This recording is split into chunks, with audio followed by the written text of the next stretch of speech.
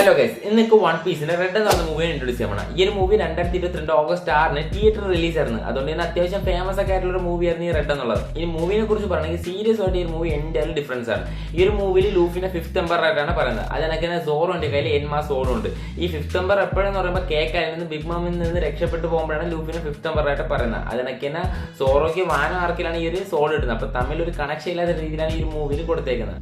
എന്റെ ഒപ്പീനിയൻ ഒരു above average movie ആയിട്ട് എനിക്ക് കണ്ടിട്ടുള്ളൂ. അല്ലാണ്ട് എടുത്തു പറയേണ്ടതായിട്ടുള്ള സൂപ്പർ ഹിറ്റ് മൂവി ഒന്നും പറയാൻ പറ്റത്തില്ല. പിന്നെ ഫൈറ്റ് ഒക്കെ ആണെങ്കിൽ നോർമൽ ഫൈറ്റ്. നമ്മുടെ ഷാങ്സ് ഒക്കെ ഇതിനകത്ത് അപ്പിയർ ചെയ്യുന്നുണ്ട്. നമ്മൾ ഷാങ്സ് സീരീസിൽ പോലും 1 മിനിറ്റ് ഒക്കെ ആയിരിക്കും വല്ലപ്പോഴും അപ്പിയർ ചെയ്യുന്നത്. പക്ഷെ ആ ഒരു 1 മിനിറ്റ് മതി നമുക്ക് ആ ഒരു ക്യാരക്ടർ അത്രയധികം ഇഷ്ടപ്പെടാനും. പിന്നെ മറൈൻ ഫോർഡിലെ എൻട്രി എന്നൊക്കെ പറയുമ്പോൾ രോമാഞ്ചം വരുന്നത്. അങ്ങനത്തെ ഒരു ക്യാരക്ടർ ഇതിനകത്ത് 20 മിനിറ്റോളം ഉണ്ട്. അതിനൊക്കെ ഫൈറ്റും ഉണ്ട്. ഷാങ്സ് മാത്രമല്ല ഷാങ്സിന്റെ ക്രൂവും. പക്ഷേ നമുക്കൊരു ഗുമ്മില്ലാത്ത ഫൈറ്റ് എന്ന് വേണമെങ്കിൽ പറയാം. ലൂഫിന്റെ അതിനൊക്കെ തന്നെ ലൂഫി ബിഗ് മാമും കൈഡോയും കറ്റാഗുരിയൊക്കെ ഉള്ള ഫൈറ്റ് നമുക്ക് അറിയാറുന്നില്ല. പക്ഷേ ഇതിനകത്ത് വരുമ്പോഴത്തേക്കും നമുക്ക് ആ ഒരു ഫീല് കിട്ടത്തില്ല.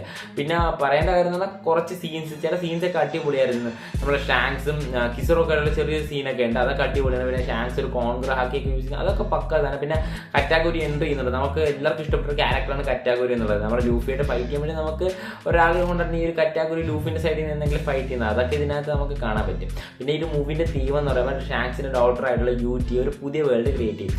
അത് ഷാങ്സും ലൂഫിയും കൂടെ ചേർന്ന് തടയുന്നതാണ് ഈ ഒരു മൂവിന്റെ തീം എന്ന് പറയുന്നത്. സ്റ്റോറി ലൈനൊക്കെ എനിക്ക് ഇഷ്ടപ്പെട്ട അടിപൊളിയായിരുന്നു. ഈ ഒരു ഫൈറ്റ് സീൻ മാറ്റി വെച്ചാൽ ബാക്കിയൊക്കെ ഓക്കെ ആയിരുന്നു. ഓവറോൾ ഒരു കുഴപ്പമില്ലാത്ത മൂവിയായിട്ട് എനിക്ക് തോന്നി. എന്തായാലും നിങ്ങൾ കണ്ടു നോക്കുക നിങ്ങളൊന്ന് കമന്റ് ചെയ്യാം. കുഴപ്പമില്ലാത്ത മൂവിയൊക്കെ തന്നെയാണ്. എന്തായാലും ഇന്നത്തെ ഒരു ഇത്രയുള്ളൂ. നിങ്ങൾക്ക് എല്ലാവർക്കും വീഡിയോ ഇഷ്ടപ്പെടുന്ന വിചാരിക്കുന്നു. ഇഷ്ടപ്പെട്ട ലൈക്ക് ഷെയർ സബ്സ്ക്രൈബ് മറക്കരുത്. നാളെ മറ്റൊരു ബൈ ടാറ്റാ.